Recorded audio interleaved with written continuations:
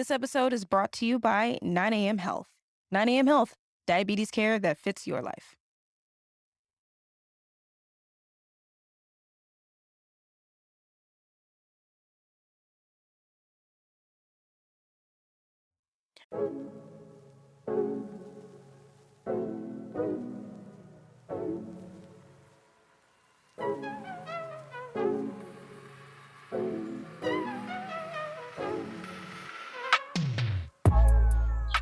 What's up, guys? Welcome back to another episode of Healing in Hindsight. Keeping it moving with the guest interviews, the unscripted episodes. And we're at the finish line, guys. That's right. I decided to make the season finale the ultimate interview, in my opinion, with my very own dad. I'm sure you guys have heard throughout the season that my dad has probably been mentioned more times than I can probably count. And it's because he's been a big part of my diabetic journey from, the year before I was diagnosed to the day I left my doctor's office, I was talking to him. So I thought it was only fair that I brought him on because there's one perspective that he would share, light on that I couldn't relate to. And that's what diabetes is like for a man. So I wanted to have him come on and share the perspective for all my God listeners out there. Yeah, don't forget about y'all. You thought this was just nothing but a girly podcast, huh? But I just wanted to make sure that you had some perspective for yourself because it doesn't just affect women, it affects men too. Hopefully you guys get a lot of insight out of this. My dad has a way with words. Part of the reason why I feel like I'm such a good trainer facilitator because I learned it from him. He has a way of sharing information in ways that is easy to digest, hella funny, and it's just so relatable. So I really hope you get some enjoyment out of this. Welcome to the season finale with me and my dad. Enjoy. Sweet. Hi. Hey, how are you? I'm good. Sweet. You ever start the day out doing something really productive and then you're already tired because you've done your productivity for the day and you still have like 8-9 hours of stuff that you need to do? Yeah, it reminds me of that logo or that tagline from back in the day. I think it was the Army. We do more by 6 a.m. than most people do all day, right? Yeah, that's where I'm at. I decided to clean my balcony this morning. Wow. And yeah, sun is real. I don't like it. Yeah, it will drain you. It will drain you. It has drained me, and it's not even 11 o'clock yet. Right. That's fun. Well, thanks for hopping on. For those who don't know, you should, if you were listening to the episodes in order, but I won't hate you for that. So I have Tony Turner, aka my dad, the one and only, who has decided to join us today. In my early episodes, I always mention him, so I figured it would be helpful to have him come on since he also has direct experience with being a type 2 diabetic. But he has a perspective that I don't know, and that's being a guy. I remember you used to give me some advice. You were the first person that I talked to on the way home after I got diagnosed, and there were some things where I'm like, cool, I don't experience any of this, but good looking out. So I figured it would be fair for any of the other male listeners to kind of get the guy side of things because I'd prefer to have direct source versus I think this is what happens. So before we get into that, just would like for you to introduce yourself. I mean, I know who you are, obviously, but for those who don't, who is Tony and what do you do? Tony is, well, first of all, thank you for having me. I have to say this is pretty cool.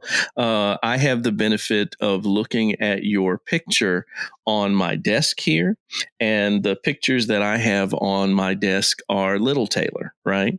And now to, years and years later to have Big Taylor hosting a show and me being on that show, coolness. So I'm digging that. I'm digging that. Who is Tony?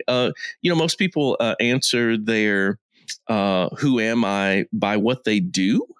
And I'll touch that a little bit, but I think I'll address it more from what I think I am and what I want to be, right? Mm-hmm. So what I think I am is a relational person or relational male, since this is about the dudes, with a God-given purpose that I carry out through various roles.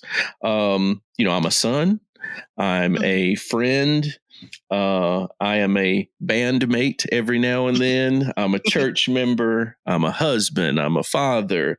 I am aspiring songwriter. I'm an employee. So Tony is the guy who tries to carry out that relational God-given purpose through those various roles. Now, who am I? I'll answer this from the standpoint of what I want. I think about songs a lot. I love communications. I love messaging. And if I could say, if there's one thing I wanted to do before I kicked the bucket, that is I would love to write a song that gets major coverage, right? Mm-hmm. That many, many people will hear and it will positively, impact, uplift, just something that will, even if it's nothing other than just humming throughout the day, right? If I could do that, Tony is a happy person. Tony's a very happy person with anything music related. Yes, ma'am. So one thing that I'm going to point out, which we can talk about later, but my dad owns and runs his own studio, if you will, called 8 Studios. So I will ensure to include all of that information in the show notes later on, and we'll touch a little bit more about that towards the end. So now that we know a little bit more about you, something I've just been asking everybody, because it's been a little crazy. By the way, feel free to speak your mind in whatever verbiage that is. Everyone is allowed to have free thought here. I am not a stranger to cursing, you know that. But so this is a safe place. Thank you. It's parental advisory warned, all that's up there. But I'm curious to know how 2020 has been for you so far. It's been interesting, and let me do what is a stereotypically male thing, and let me try and compartmentalize that. Let me put that in buckets, right?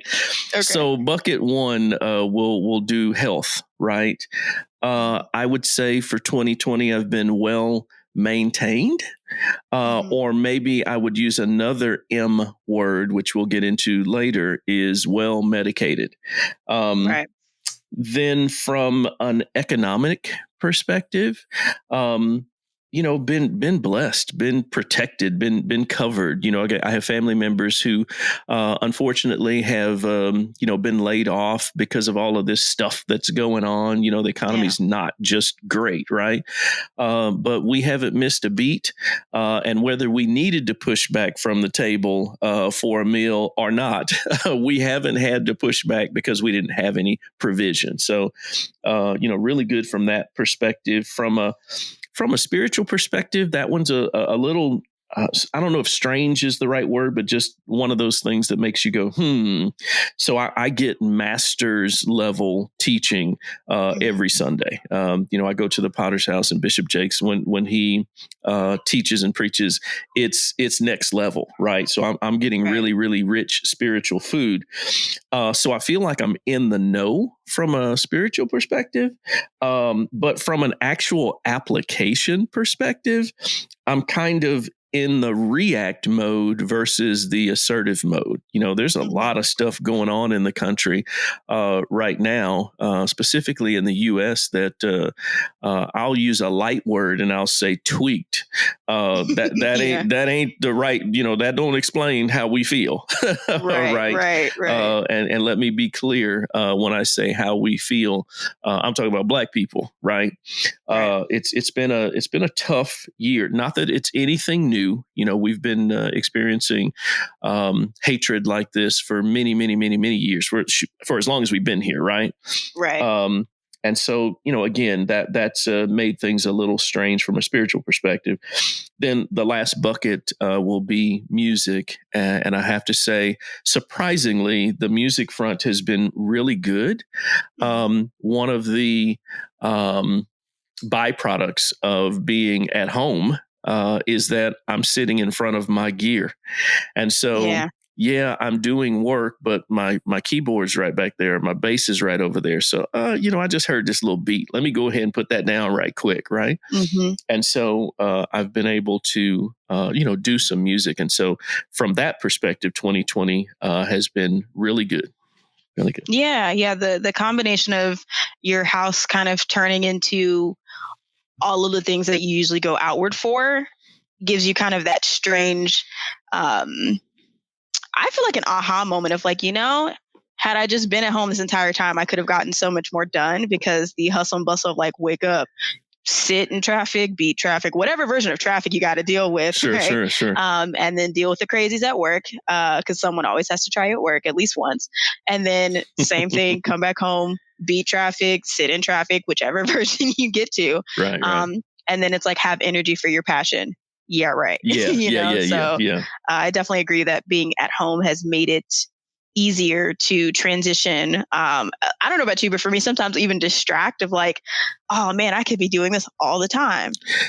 Yeah. I need to get to a point where I can do this all the time, because I need to focus on the one that pays the bills until I can pay my own bills. Sure. So I definitely feel that 2020 has been an odd pause, but I feel like any growth that you go through never really waits for the perfect moment for you to like have a moment to collect your life. So, Sure. So I get that. Cool. So, I'd like to jump into something that this will be very new for me, and I didn't realize we've never talked about it. Yeah. Which is when you were diagnosed. Yeah. So for everybody listening, both of my parents are type 2 diabetics, but my mom was first.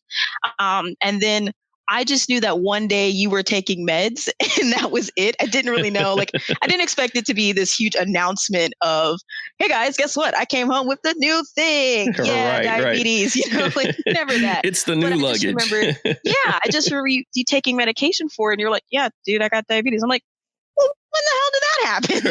Right. I would like to know what led up to your diagnosis, because I know we talked about symptoms. Sure. The year prior, when I was the year before I was diagnosed, I had asked you what to expect. Yeah. And I did experience some of those things, but I'm curious if you had any of the kind of normal symptoms up to it, and then what your diagnosis was like, as well as medication that you started taking at the very beginning. Yeah. So this, but for everybody else, I'm a 30 plus year corporate America guy. I've been in IT for as long as I can remember. And one of the things that not just IT, but all corporations try to do is they try and limit the amount of spending on healthcare. Right. So they're required to subsidize your healthcare, and they try and cut down on that cost. And one of the ways that they do that is by introducing programs to keep you healthy, or to monitor your health, because if you don't get sick, they're not having to pay extra, right? Right. And so for me, there was nothing wrong.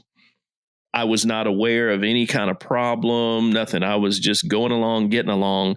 And then they had a health fair where at this health fair, you could get discounts to, gym memberships. You could get these points for like buying electronics and stuff like that. So I went to the health fair to score points. Right. I did not go there for any kind of give us free. Yeah. We like free stuff. So then while at the health fair, really afterwards, they went through, they did blood tests, they did all kinds of things. Right. And came back and said, you are pre-diabetic. Right. And so I was like, okay. And so went to the doctor. Right. And when I went to the doctor, he confirmed, yes, you're pre-diabetic, and we're going to, send you to a dietitian, and we're going to, give you some meds that you need to take. And my doctor uses a lot of analogies, but in that initial consultation, there weren't really a lot of analogies. So I really didn't quite get it. I knew that from your mom that, there was some drama associated with the diagnosis, but I really didn't know what it was. And because I didn't feel anything, I really didn't think that much about it. Right. Right. So then they give me four drugs, right? For cholesterol, they put me on Crestor. And I did not know at the time that it was the strongest statin drug on the market at the time, which was surprising in talking with my sister. She's like, well, if you're pre-diabetic, why would they put you on the strongest statin drug that there is? I don't know. Now, can you explain what a statin drug is? Yes. Or like what that means? Yeah. So anything that ends in the name statin, simvastatin, rovastatin, right? Those are all drugs that are supposed to help lower your cholesterol. And they try and prevent, for lack of a better term, your pipes getting rusted and clogged. So your arteries and stuff like that, they can get plaque in them, right? And so these statin drugs, try and do those two things. They try and bring down your cholesterol levels or your bad cholesterol levels, and they try and make sure that your arteries and everything are clean, that they don't build up that plaque. Right. Okay. So if I'm following, you were in this like pre-diabetic phase, and then along with trying to help treat your diagnosis for prediabetes, they throw you on the strongest cholesterol lowering drug. Yeah.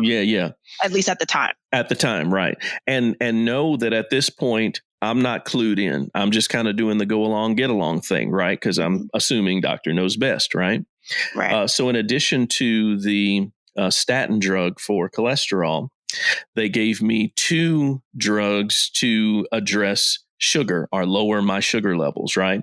And those two drugs were Actose and metformin, right? Now, for as long as I've been me, I've never had high blood pressure. Ever, right? My weight has vacillated up and down for as long as I've been me, right? But I never had a problem with blood pressure. What my doctor told me was that one of the side effects of each of these drugs is that it increases your blood pressure, right? So they also put me on lisinopril, the lowest milligram that they could do, to offset what the statin drug and the two sugar drugs had done in raising my blood pressure. So I'm taking blood pressure medicine because of those other drugs, right? Right. And so it wasn't until probably a second consultation that he gave me an analogy that I could understand. He gave me an analogy of a car and the brakes on a car. So the organ that is supposed to regulate sugar in the body is your pancreas, right? And excuse me. So what he said was that your pancreas is the brake pad of your body, right? And he says, that when our car's brake pads get low, we go to the shop and we have those brake pads replaced, right? Right. Otherwise, you get the squeals. Yeah. It puts back that sandpapery like stuff that then grabs on to, the metal of your rotor, and it stops you. It stops you from being metal on metal, right? Well, in a body, there's really no way to change the brake pad. Right? Your pancreas is that brake pad. There's no way to change it. And so the way they go about changing it is by giving you a different brake pad. And that brake pad is your liver most of the times, sometimes your kidney or your kidneys. And so these drugs utilize your liver as a filter for all of the the sugars, and they also try and open up your muscles, because your muscles are supposed to basically eat the sugar and let that be their energy, right? Right. But something in type 2 diabetes gets that whole thing thrown off, so that your muscles are not doing that open up type of thing. And so you just have all of this sugar in your bloodstream. Your blood becomes kind of like molasses, and you're always kind of, just kind of dragging, what I'm saying? I kind of think of it like like when you want to get into a VIP lounge and the line is just like backed up around the corner because the bouncer won't let you in if you're not cute enough. That's how I think of it. Like your insulin helps you to get you in the door. Right. So that way you can like party it up, right? Right. I don't know. I've never had that issue. They always let me in. So it's because you got the guitar on your back. Oh, is that what it is? Is that cool what it is? Instruments to be like, I'm with the band, I got you. I will tell you that those were the initial drugs. And that was that was probably 10, 15, almost 15 years ago, right? Mm-hmm. And now those drugs have changed, and they've changed for a couple of reasons. And we can probably talk about that a little later. But I have a completely different regimen now that is a little more taxing, but is supposed to be better at this age and stage. Gotcha. Yeah. So I'm curious to know, so it sounds like you didn't really have any side effects initially. Oh yeah, I did. Oh, you did? Oh yeah, I did. And the one drug that I had side effects from was metformin. And I meant diagnosis wise before you got put on. Yeah, no, there were no symptoms. There was nothing to indicate that anything was wrong. I was playing basketball 3 days a week. At lunchtime, I was eating whatever I wanted to. I had no symptoms of which I was aware. Right. Sound familiar, folks? Wear your mask. Just kidding. Not kidding. So I'm curious to know, you already touched on it. So now that you were, you just happen to be at this health fair trying to get the free swag everywhere. Yeah. You do all the tests and they come back saying, hey, by the way, you're kind of in these pre-stages of diabetes. They throw you on 4 different medications. And so since you already touched on it, I am curious to know how the side effects, affect how you felt about the side effects, and kind of what was your mental state in dealing with them. Cause it's I don't know about you, for me, it was really taxing at first of why do I feel so crappy? I'm angry at everybody kind of thing. Yeah. So for me, I had one primary, I'll say 2. One that stuck out pretty immediately, and that was a direct result of taking metformin.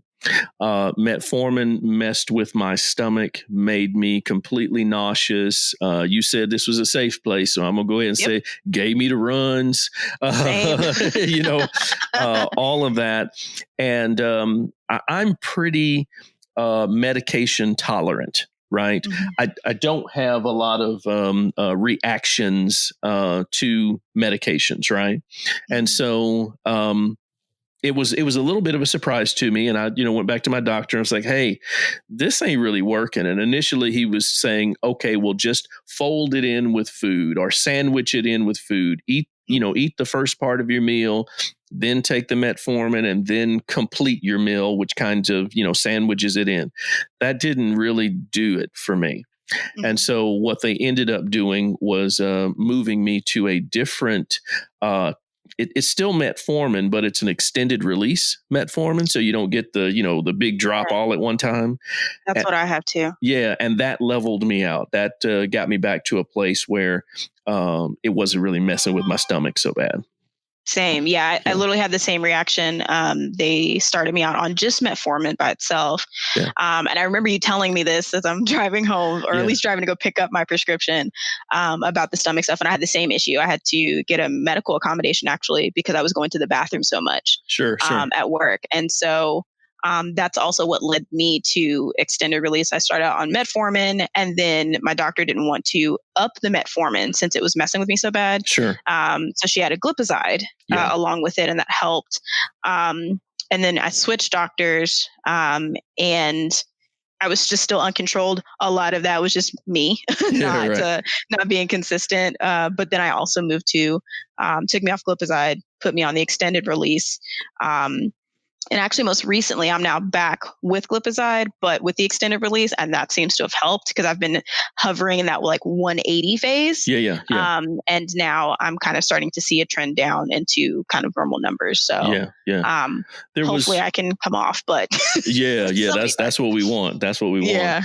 Yeah. There was one other side effect that I backed into. I didn't really realize that the two were tied, and that was with my eyes, right? Yeah. So I've worn glasses for as long as I can remember, and in my probably late 30s, I switched to contacts, right? Mhm. And I'm doing my yearly checkup, and in addition to my yearly checkup, now I'm doing a diabetic checkup as well for the eyes, which is really smart. If anybody out there has type 2, you definitely want to keep your eyes checked, and you want to have that diabetic check where they put the drops in that, you've got to get somebody to drive you, whatever.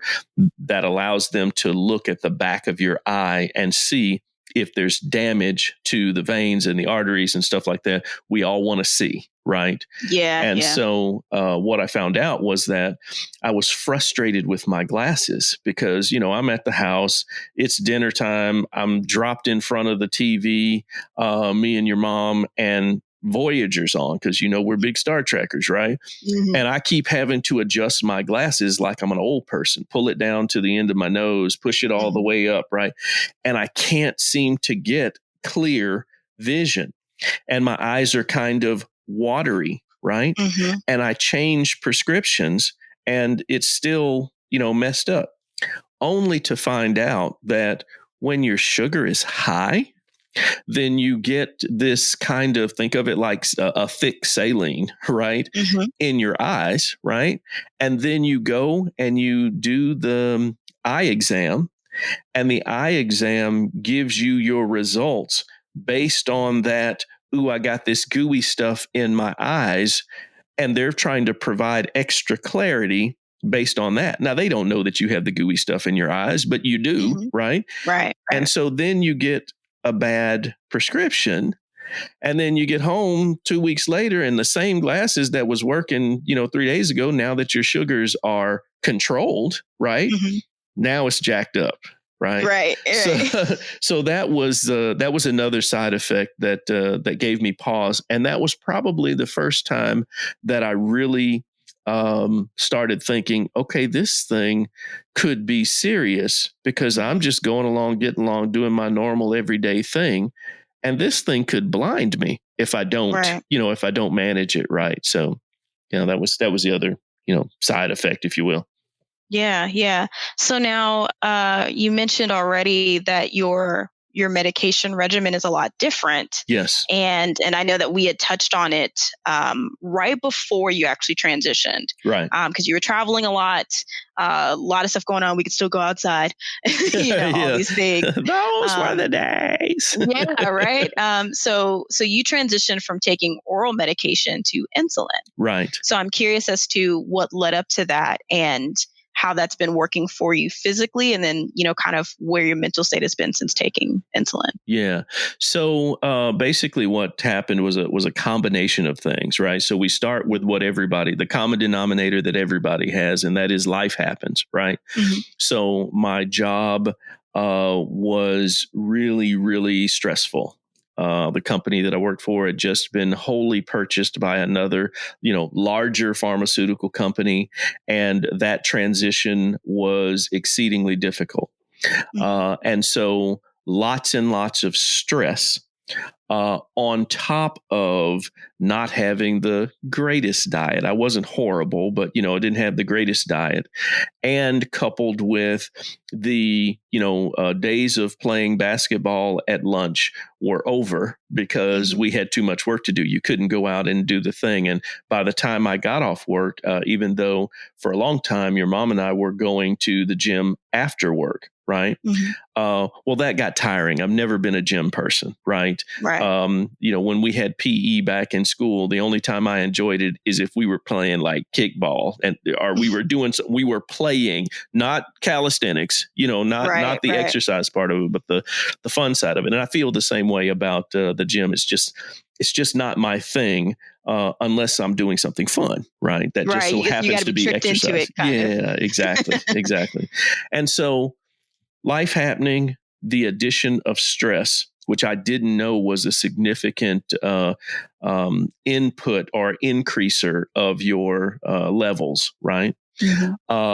the Actos that we were using to control my sugar, it just stopped working. My body got used to it. It just stopped working. And so my numbers went astronomical, right? To levels I had never, ever been to before, right?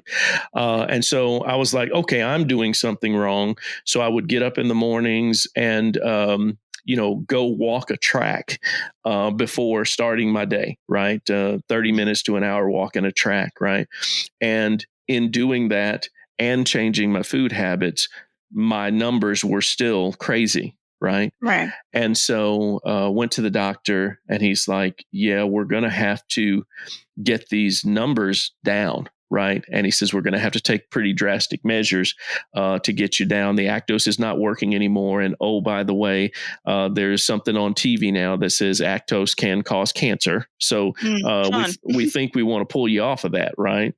And so the switch was for my statin drug that lowers cholesterol. They changed me from Crestor to a generic called Simvastatin, right? Same as Zocor, Simvastatin.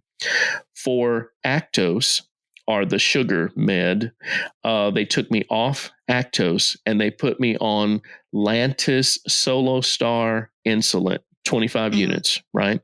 And for people who don't, know exactly what that means that once a day, I have to get a pen out of the refrigerator, put a short needle on it, and inject myself with 25 units of insulin, right?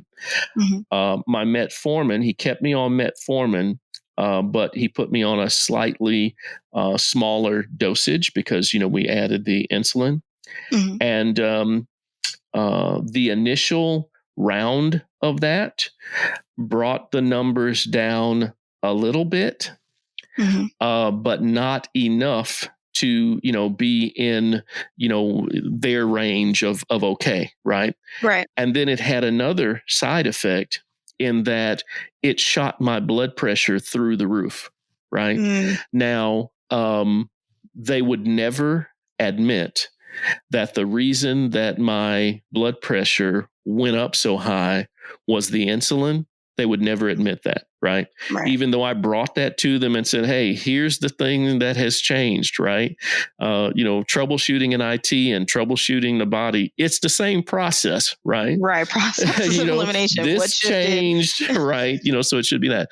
And I didn't get confirmation of that until it was time for my just regular colonoscopy, right? You get my age, that's something you just normally have to do, right? Right. And before they could do it, they're like, wow, your blood pressure is way up there. What's changed? Right. I told them about my meds and everything. And they said, you need to talk to your GP, your general practitioner, because it is a known thing that this insulin can raise up your blood pressure. Right. And so I went back to him and he says, the reason that your blood pressure is so high is because your sugars are so high. If we get your sugars down, then your blood pressure will come down. I said, I will take 10% of that, right? But my sugars are not so much different than they were before, and my blood pressure has never been this high, right? Right. And so to address that, they put me on an additional blood pressure medication, not an increase of the existing one, but an additional one. Now, this is where I'm going to switch and I'm going to talk to the men for a minute. Okay. Trust me, bruh, this kills your sex life. When you have two different blood pressure medications that you're taking and you have the silent killer of type 2 diabetes, which is attacking your arteries, and your veins, which feed blood to where, right? Trust me, that's a problem, right? And when that happens, if you're like me, remember I told you at the very top of this, I'm relational, right? Right. So this is where I'm saying, not just no, hell no, we ain't getting ready to go out like that, right? I ain't pushing the walker, I'm trying to swing in on the vine, right? Right. And so we pushed him, and in pushing the doctor, he says, we're going to put you on one more drug. Jesus. Yes. And I misunderstood because I thought this one more drug was going to be a super drug and it was going to, come in with the cape on and everything. And I would just have to take one thing, maybe two things and get rid of some of this other stuff. No, it's in addition to all of the other things. And that is Trulicity, which is also a shot. And the shot hurts. This particular shot hurts. The insulin shots don't hurt really because it's a really, really short needle. Yeah. Drugs like Trulicity, which, if we have to talk about if drugs are good or bad or whatever, Trulicity is a wonderful drug, especially if you're an older person, right? To address type 2 diabetes. It's a once a week shot and it comes in a pen that's already, pre-packaged and ready to go. I have to actually adjust my insulin, the number of units, and, give myself a shot very much like you would if you went to the doctor. This Trulicity pen is already ready to go. All you do is take the little cover off the bottom, turn a knob, and, pinch an inch and put it up on your, I take mine in my stomach, put it on your stomach and press a button and it automatically, pops the needle into you, pulls the needle out of you, that whole little process. But it has to go deep, which means that the needle is fairly long. Yikes. And I'm just going to tell you that hurt. That hurts. It continues to hurt. Today is my day, to take that shot. So at 4:00 today, I got to go and do that. And so it's something that I dread. Oh, I remember that when I saw you last weekend. Yeah, I absolutely. You were like, I don't want to do this. Yeah, and so I've even gone so far as now I get one of the get an ice pack out of the freezer, wrap it in a Kroger bag, right, and put that on the spot where I'm going to take the shot, to just try and numb it. I'll hold it there for like 5 minutes or so, or maybe even longer to try and numb that space so that it's not so painful, right? Yeah. And I say that just because, again, from a guy perspective, the addition of the lisinoprils and the amlodipines, which are the blood pressure medications, right? The addition of those messes with your blood flow, and the type 2 diabetes, right, messes with your blood flow. One of the reasons they call it the silent killer is that you don't really feel it, but all of that sugar is attacking arteries and veins. And so any connector is getting jacked up, right? So your eyes are getting jacked up and you don't even know it.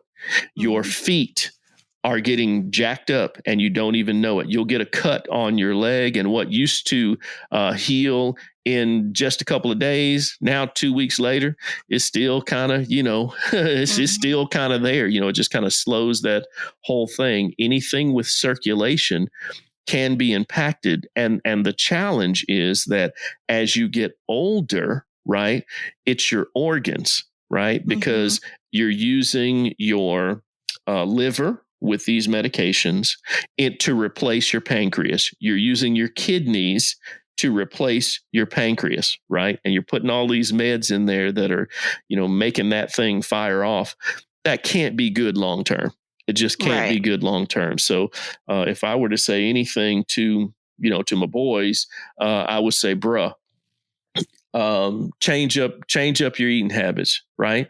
It doesn't mean that you have to, cold turkey, but what does the Bible say? All things in moderation, right? Right. You got to learn to push back from the plate a little bit. And though, like for me, I was little bitty all my upcoming. I vacillated up and down, but for the most part, I was the height that I am now, 5'9", and I was 135 pounds. And I could eat anything and never gain weight, right? Till I met your mom, but that's a whole nother thing, right? And so, having that norm, being able to eat, drink, whatever you want, and then having to vastly change that, it's hard. and I like food. Yeah. I like food that tastes good. Right. Right. And so it's definitely been a challenge. I'll say one more thing and I'll hush. And that is on the mental side of it. Mm-hmm. Frustration is a real thing. Mm-hmm. The Trulicity thing, having the insecurity of, knowing whether, hey, am I going to be able to perform or not? Right. Right. That is, that works on you, right? Mentally. Yeah. And, never thought I'd be talking about sex with my daughter, right? But, sex is very much a mental thing. Yeah. It's something you do physically, but it's a mental thing. And It if all the starts in your head, mental yeah. ain't right, bruh, it ain't Nothing else. happening. It ain't happening. Yeah. And so this disease silently attacks, not just going after that area, but think about it. What's the requirement? You need blood flow, right? Mm-hmm. And if your arteries and your veins and everything are being plaqued up, right? Mm-hmm. Are being, messed up, right? It just doesn't work. And you can go to urologist, you can go to all of these different, you can go and get on Facebook and, Hims, there's all them pills I could take. Yeah. Ain't none of that gonna help if the wiring is jacked up. Ain't none of that gonna help, right? And so and you can't replace it. No, it's not like a renovation project. No. And so that's one of the things that I wish I had known early on. Because like I said, I was doing the go along, get along thing for probably 10 years before I had a clear understanding of what the medications were doing and what the long-term side effects could be. Yeah. I think that was the first thing that freaked me out. Was, my first doctor was just like, yeah, this is, most people, I just put them on metformin and they're usually good. And I'm like, for how long? Like forever? Like, I'm sorry. Liver failure is a thing with this drug. You know that, right? So like, why would I, and especially for me, I was coming out of 25. Yeah. When I found out, and there was no pre for me, it was just like, nah, you dare. Tell her what she's won, Bob. There was no getting around that. Right. So it's definitely, and we've had countless conversations about like just the mental switch that you have to do. Yeah. Because as much as you want to, or at least speaking for myself, as much as I want to like not allow time to push me away from things, because there's that angst of like, I need to get this done now, otherwise like world fall apart. Sure. And especially being a list checker of like, I need to check off all these things, I need to complete these things, I need to accomplish something to feel valuable, right? And so when it's something so potentially long-standing, it's hard to turn that part of your brain off and be like, oh my God, this is it, I'm stuck like this for life. It is what it is. Let me just decline, and so it really does. Right. Yeah. So it's just like that intense mind over matter thing of like, now that every step that you take against that, is completely adding to the fact that you can't replace any of this stuff. So I can either make sure that 8:00 I stop eating and snacking, because that's my big issue is I'll actually get my routine down. I'll even get taking my meds, at the same time and consistently down. Sure. But then I want to go hang out with folks. Yeah. When we could go hang out with folks, or maybe hop on a Zoom, and have a late night happy hour thing. And now I'm hungry because I'm up so long. Sure. And, I'm not about to sit here and cook a whole healthy gourmet meal like at 10:00 at night. No, you know what I want? I want to favor that P. Terry's burger because P. Terry's is a shit. And that's what I like, Right. And have the greasy fries and, I haven't had a soda in how long, it'd be nice. Yeah. You start having those carb cravings. And you're like, well, I took my meds, but you didn't give it any chance to work because your body needs to process. And fun fact, sugar takes a very long time to process. Yeah. So the earlier you have it, the more time your body has to process it out. Yeah. And if you don't have the right proteins and complex carbs along with it, they need, and fat, all of them need to work together to process all of that. So if you're just binging sugar, essentially, you're right back at square one. You know what I mean? So that's the mental game that's always so tough. Yeah. I've talked to some older folks that are in the family that have type 2, and they have a wrong thought process about their medication. Mhm. They think that if they take their medication, then they can have whatever they want. Right. Right. They think Right. that the medication is the solve for diabetes. It's not. All it's Yeah. doing is trying to help your body regulate some stuff. Right. So if Right. you're not changing your habits and you're still doing fried chicken and, whatever else that is your thing. Right. And then you just throw in some pills on top of it. Right. Mhm. That ain't working. Right. Right. And the older that you get, the tougher this disease becomes. And so a lot of the times, the reason why they quickly put you on these medications is that the thought process is, I don't want the pipes to rust. So Right. if I can go ahead and start them on this regimen, right, that'll prevent the pipes from rusting so that when they get older, we're not having to put them on a dialysis machine because their kidneys have completely failed because we didn't balance them, throughout the time. And Yeah. so, it's catch 22. Yeah. Because especially like being told, oh, you're young.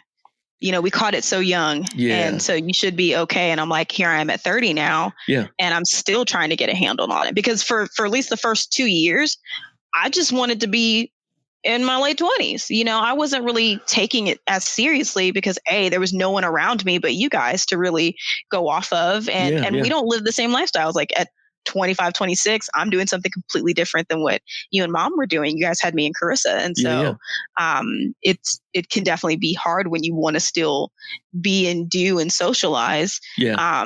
But now you're having to treat yourself like you're older almost, because that's what it feels like. It's like, I'm so young, yet I'm having to do all these things that I don't expect to do until I'm 80. Yeah. Yeah. So it can definitely weigh on you. But I'm curious to know, like, now that you have this information, kind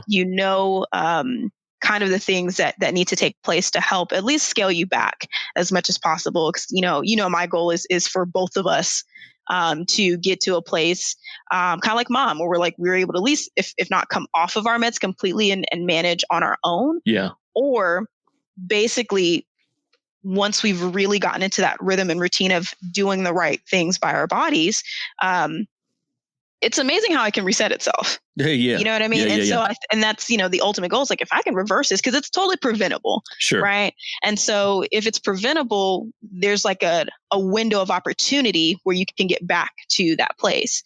And so I've shared that with you plenty of times, but I'm just curious as to what has been your personal goals in managing your diabetes and where you would like to see yourself. And even what steps you've taken to kind of get to those goals. Yeah, I think in life we have to figure out how things work. You've heard me say this before. I won't make it a race thing. I will make it just a statement, is that as a people, we are very okay with reading the headlines, right? Mm-hmm. We don't necessarily dig into the detail. Right. We just read the headlines and we'll run with that headline. Right. And so my goal has been, one of my goals has been, wait a minute, stop. Figure out how this really works. Right. Mm-hmm. And so now when I go to the doctor, so I'm taking the pills because that's the quote unquote right thing to do.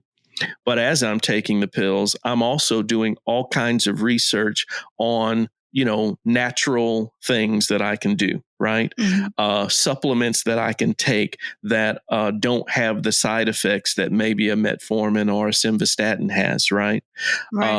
I've made conscious choices to most of the times drink water, and I ain't playing. So most of the times I'm drinking, whether it's this kind of water or the what's it called? The sparkling ice water, which you have to be a little bit careful there. And that's probably another frustration, is that you have to learn more than you ever want about what you consume. Right. Otherwise, you can get yourself jacked up and don't even know that you're doing anything wrong. So my goal has been to take all the things that were normal. An example, I would go to lunch. And when I went to lunch, I would always have a sweet tea. with whatever it is I had for lunch, right? Yeah. Okay, so I'm not going to do a sweet tea. I'm going to do water, and I'm going to put some lemon in it, right? And if I just make that routine change, then when the weekend comes, right, all things in moderation. Okay, well, I like Angry Orchard. Maybe I can grab me an Angry Orchard and, watch a show, and it's not going to be a thing where I am completely blowing my, my balance, right? Right. I'll talk, we talk about partying a little bit, so I'll talk about alcohol. Alcohol is horrible when it comes to, type 2 diabetes. But what if you enjoy it? Right. So, so if you enjoy it, then you have to choose, you have to do a little research and say, which one, okay, is the brown stuff bad? Is the white stuff bad? Which one of these things does the least damage? Right.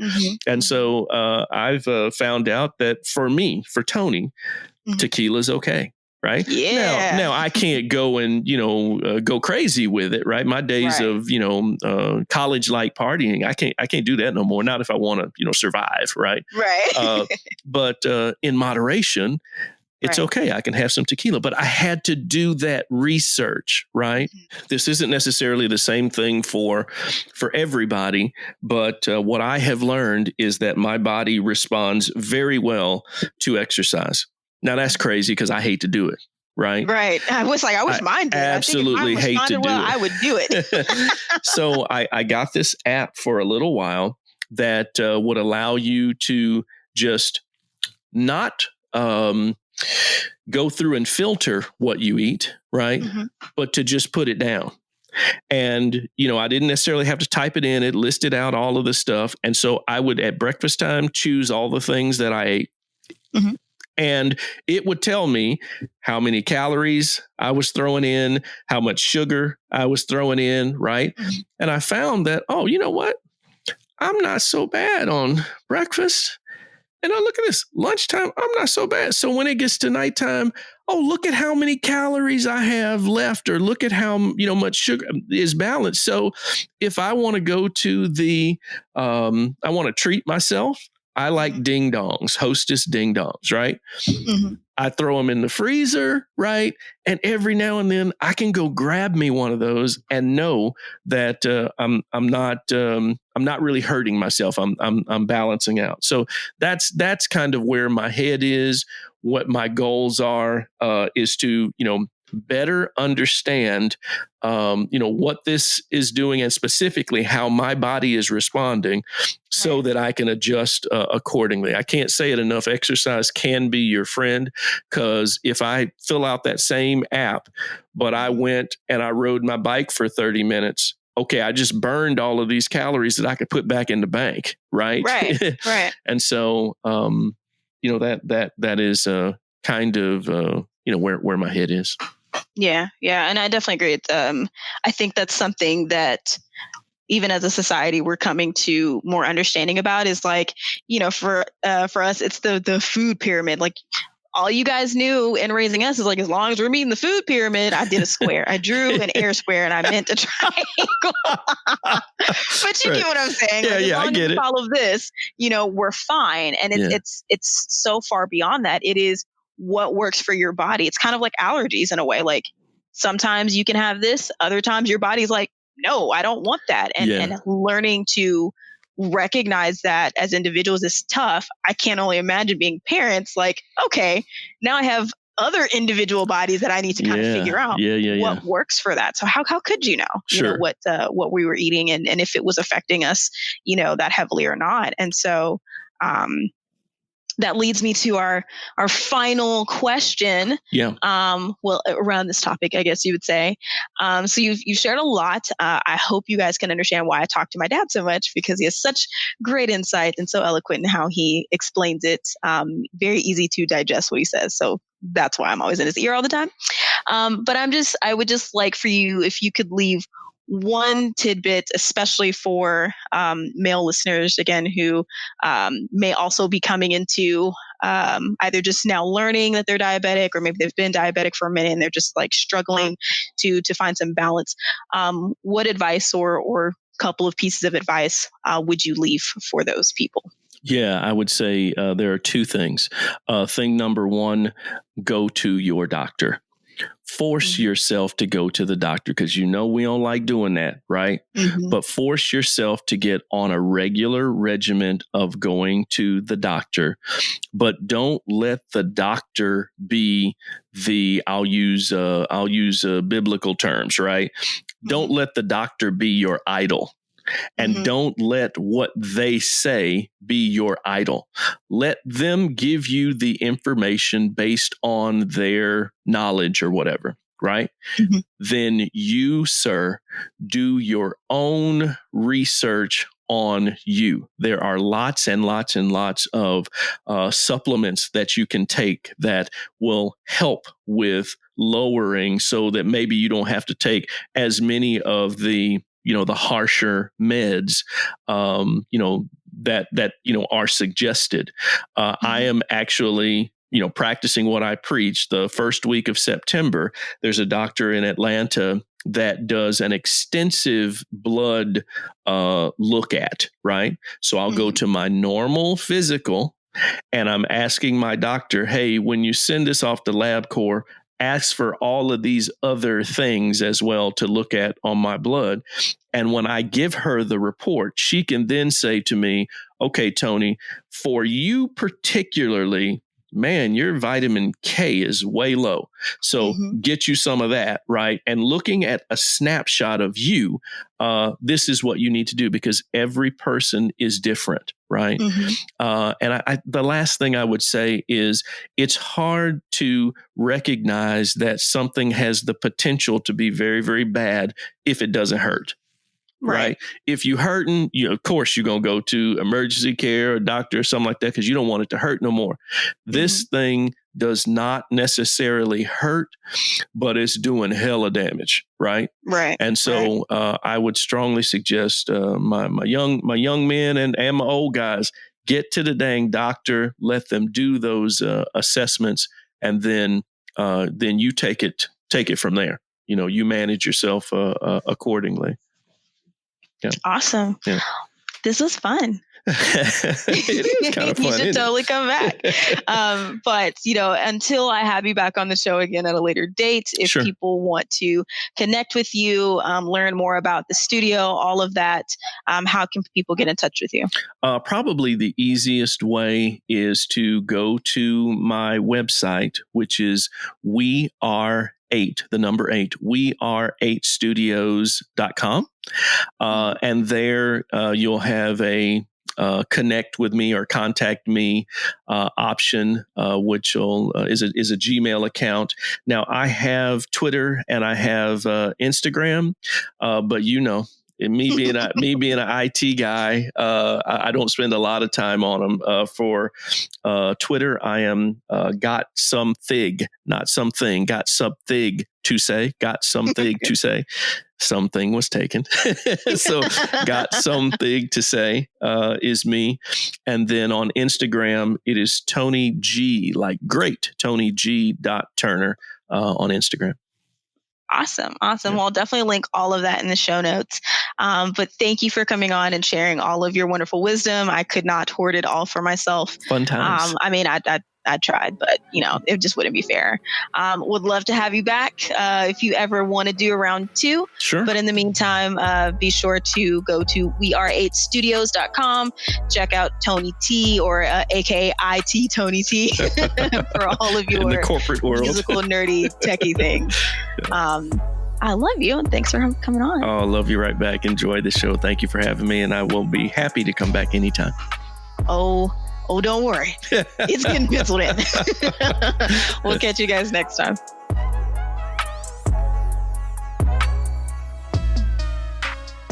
Gotta love Dad, right? Yeah, I always enjoy my conversations with my dad. We can talk for hours about a host of things and just continue to drop truth bombs on each other. And, we are working on building our businesses and really branching out from the whole corporate life, because you're talking about a man who I watched walk across the stage to get his bachelor's degree right before he turned 50. So it's possible, everybody. And I hope to have him back again. And even hire him because, we are 8 studios and all the audio engineering things. So if you need jingles, if you need your music mixed, or hey, maybe you need your podcast mixed, I definitely hit him up so he can stop being a corporate man and be the music man that he wants to be. But be sure to check him out, TonyG.Turner on Instagram, and I will make sure to link all of his contact info in the show notes along with the website. Definitely check it out. Yes, I'm being biased because I grew up in the studios with him, but he definitely does some amazing stuff, works with some amazing people, and I guess I like hell enough to share my daddy with y'all. But anywho, I'm heading out. I hope you enjoyed this season. Thank you guys for all who have been listening, rating, subscribing, leaving me feedback, all the comments, everything. Like, I truly do appreciate it. It means a lot to me. I've been working very hard on the show, and it's a little scary putting yourself out there and being heard and exposing your soul a little bit, especially when you are still fighting the good fight of trying to make waves in your health and not let your health get the best of you. So thank you again. Don't worry, season 2 is coming. I won't leave you hanging that long, but in the meantime, spread the word. The more listeners that I have, the more people that I know are out there and are benefiting from this, the more I can do. Take care, y'all.